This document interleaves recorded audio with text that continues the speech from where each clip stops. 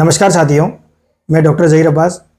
आज अपन डिस्कस करने वाले हैं, एक पेशेंट ने लिखा है कि सर शुगर के पेशेंट को ज़्यादा भूख, ज़्यादा प्यास और ज़्यादा पेशाब क्यों लगती है। अपन इसको समझते हैं। दोस्तों, हमारा शरीर छोटी छोटी कोशिकाओं से बना होता है। मिलियंस एंड ट्रिलियंस कोशिकाएं होती हैं। इन कोशिकाओं के अंदर पोषण सप्लाई करने का काम करता है blood vessels. Fine blood vessels होती हैं जिसको कैपिलरीज बोलते हैं। यह कैपिलरीज कोशिकाओं तक न्यूट्रिशन का आदान प्रदान करती हैं। अब क्या होता है, डायबिटीज का मरीज जो होता है, शुगर का मरीज जो होता है, इसकी ब्लड वेसल्स में जो शुगर होती है वो ज्यादा होती है और कोशिका के अंदर शुगर कम है। अब क्या होता है, ये सेल्स, एक प्रकृति का नियम होता है कि जल हमेशा अधिक ऑस्मोटिक प्रेशर की ओर बहता है।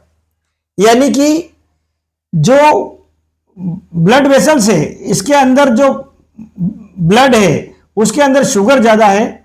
शुगर ज्यादा है तो उसका गाढ़ापन ज्यादा है, यानी कि उसका ऑस्मोटिक प्रेशर ज्यादा है। तो पानी क्या करेगा, इस कोशिका से हाई ऑस्मोटिक प्रेशर की तरफ जाएगा। अब इस हाई ऑस्मोटिक प्रेशर की तरफ पानी जाता है तो ब्लड वेसल्स में पानी बढ़ जाता है और कोशिका का डिहाइड्रेशन हो जाता है। कोशिका डिहाइड्रेट हो जाती है और ब्लड वेसल्स के अंदर पानी की मात्रा बढ़ जाती है, क्योंकि यहां का ऑस्मोटिक प्रेशर ज्यादा था, यहां का ऑस्मोटिक प्रेशर कम है। यानी कि छोटी ब्लड कैपिलरी है, उसके अंदर जो ब्लड है वो अधिक ग्लूकोज वाला ब्लड है, इसका ऑस्मोटिक प्रेशर ज्यादा है। तो ये कोशिका से जो जल है वो हाई ऑस्मोटिक प्रेशर की ओर चला जाएगा, यानी कि कोशिका में डिहाइड्रेशन हो जाएगा। अब कोशिका में डिहाइड्रेशन होने से हमारे ब्रेन के अंदर आदेश पहुंचेगा। ब्रेन के अंदर हाइपोथैलेमस होता है। ब्रेन के अंदर हाइपोथैलेमस होता है। उस हाइपोथैलेमस में अंदर सूचना जाएगी कि कोशिकाओं के अंदर पानी की कमी हो गई है, पानी पिए।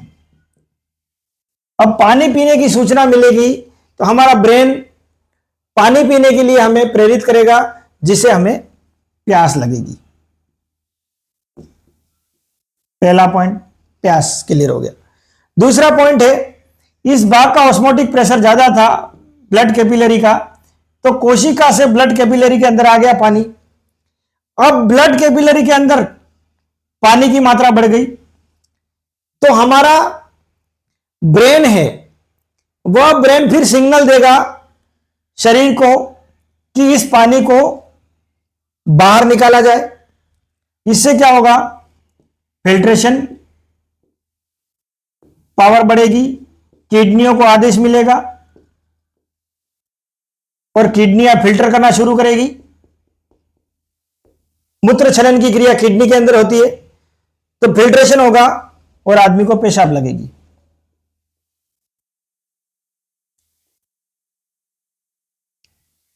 पहला पॉइंट प्यास, दूसरा पॉइंट पेशाब। तीसरा पॉइंट है भूख।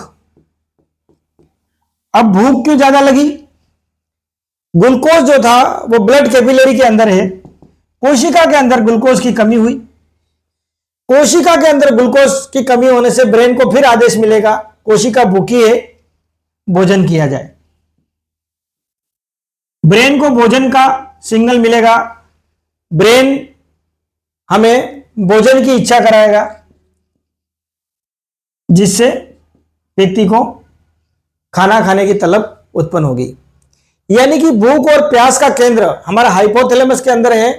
यह हाइपोथैलेमस न्यूरोलॉजिकल सिस्टम से सारा न्यूरोलॉजिकल संदेश शरीर को पहुंचाता है, जिससे हमें उस भोजन को करने की इच्छा होती है।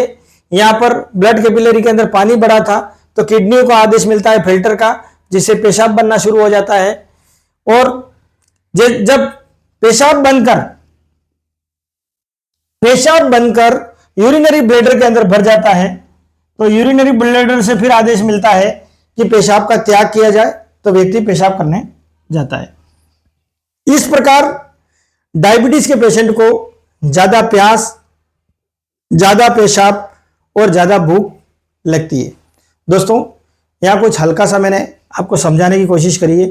इस चीज़ का हमें नॉलेज होना चाहिए, क्योंकि जितना ज़्यादा शुगर हमारी कैपिलरीज के अंदर होगा, इतना ज़्यादा शुगर शरीर से पानी को खींचेगा और यही पानी पेशाब के रूप में उत्सर्जित होगा और कोशिकाओं का डिहाइड्रेशन बढ़ेगा, जिससे वापस कोशिकाओं को हाइड्रेट करने के लिए हमें प्यास की तलब उत्पन्न होगी।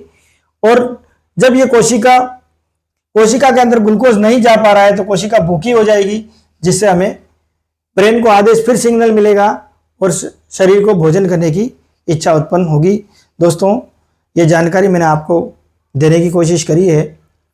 देश में एनसीडीज के रोगियों की संख्या तेजी से बढ़ रही है।